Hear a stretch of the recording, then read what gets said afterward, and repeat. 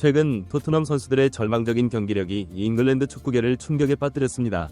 전반전에서는 손흥민이 있을 때 2에서 1로 앞서갔지만 후반전에서 손흥민이 교체되자 공격이 제 기능을 못하고 실점을 허용했으며 심지어 토트넘 선수들끼리 슈팅 기회를 두고 서로 충돌하는 일까지 발생했습니다.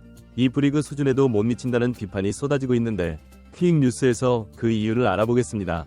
토트넘은 홈에서 리그 17위 울버햄튼과 맞붙었습니다. 10명 이상의 선수가 부상으로 결장한 최악의 분위기 속에서 리그에서 가장 많은 부상자를 보유한 팀으로 꼽히며 강등권과의 승점 차이도 10점에 불과했습니다. 말 그대로 역대 최악의 시즌을 보내고 있기 때문입니다. 이 경기의 결과는 단순한 승패를 넘어 포스테코글루 감독의 지도력을 바꿀 수 있는 전환점이자 최악의 시나리오를 만들어낼 수 있는 것으로 여겨졌습니다. 따라서 이 경기는 토트넘에게 남은 유일한 경기였습니다. UCL과 아스널 같은 강팀과의 경기는 필수였습니다. 하지만 오늘 포스테코글루 감독은 최악의 교체 결정을 내려 전반전에서 앞서가던 토트넘의 경기력이 후반전에 심각하게 무너졌습니다. 후반 초반에 바로 교체가 이루어졌습니다. 손흥민이 적절한 타이밍에 교체됐습니다. 손흥민이 있을 때 토트넘은 유효 슈팅 8대4로 앞서며 전반전을 2에서 1로 마쳤습니다. 하지만 손흥민이 리드하고 있었습니다. 후반전에서 토트넘이 교체되자 슈팅이 2대7로 크게 줄었고 결국 실점을 허용하며 토트넘은 승리할 수 있었던 경기를 망쳐버리며 소중한 승점을 놓쳤습니다. 경기 후 축구 전문가들은 손흥민의 교체가 이 모든 것의 원인이라고 지적했습니다. 이에 대해 축구 전문가 오웬 하그리브스는 손흥민이 팀의 중심축이며 그를 제외시킴으로써 공격진뿐만 아니라 팀 전체를 흔들 수 있는 핵심 인물이라고 평가했습니다. 균형이 완전히 무너졌고 오늘 손흥민의 크로스 성공률은 100%였으며 4번이 기회를 만들어내며 공격을 완벽하게 이끌었다는 평가를 받았습니다. 중요한 순간마다 볼을 잃고 결정적인 기회를 살리지 못했으며 특히 벤탄쿠르가 만든 골문 앞 공간을 활용한 결정적인 찬스에서 솔랑카와 충돌하여 넘어지는 믿기 힘든 장면이 연출됐습니다. 이는 3부, 4부 리그 경기에서도 쉽게 볼 수 없는 극단적인 장면으로 그 수준이라고 말할 수 없습니다. 이를 본 프리미어리그 팬들은 SNS에서 비판을 쏟아냈습니다. 학생들도 이렇게 플레이하지 않는다며 토트넘 선수들의 이기심이 팀워크를 망치고 있다고 지적했습니다. 이는 선수들의 개인 플레이와 팀워크 부족을 비판하는 팬들의 목소리였습니다. 토트넘 선수들이 프리미어리그 수준에 미치지 못한다는 강한 비판이 쏟아졌습니다. 토트넘의 수비진은 뒷공간을 계속 노출시키며 불안한 모습을 보였고 이 틈은 결국 울버햄튼에게 페널티 박스 오른쪽에서 결정적인 프리킥 기회를 안겼습니다. 전반 7분 근처에 유리한 위치에서 프리킥을 얻은 울브스는 많은 이들의 예상을 깨고 직접 슈팅 대신 중앙의 황희찬에게 패스했습니다.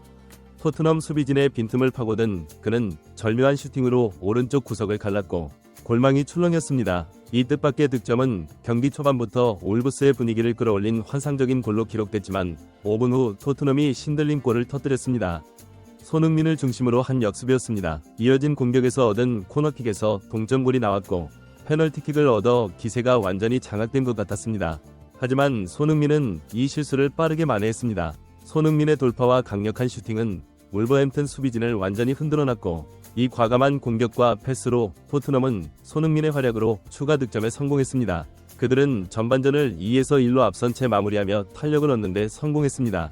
방송은 이를 보았습니다. 손흥민은 자신의 실수에도 불구하고 몇 분 만에 자신의 가치를 입증했습니다. 그는 단순한 득점자가 아닌 팀 전체의 진정한 리더였습니다. 전반전 토트넘의 두 골에서 결정적인 역할을 했습니다. 첫 골을 넣은 황희찬의 활약도 주목받았고 한국인 듀오가 경기의 중심이라는 평가를 받았습니다. 공격을 주도하고 팀을 이끄는 손흥민, 모든 결정적인 순간에 강한 강도를 보여준 황희찬이었습니다. 이에 대해 방송에서는 손흥민과 황희찬의 활약을 평가했습니다. 오늘날 한국 선수들이 각자의 팀에서 핵심적인 역할을 맡으며 경기를 지배하고 있다고 합니다. 후반전에서도 이 두 선수의 활약이 계속될지 주목하고 있었는데 후반전이 시작된 지 얼마 되지 않아 포스테치 감독은 앞으로의 빡빡한 일정을 고려해 손흥민을 교체했습니다. 체력 부족으로 페널티킥을 실축한 것에 대한 대응이었지만 결과적으로 이 판단이 후반전 토트넘의 급격한 경기력 저하를 가져온 결정적 원인이 됐습니다.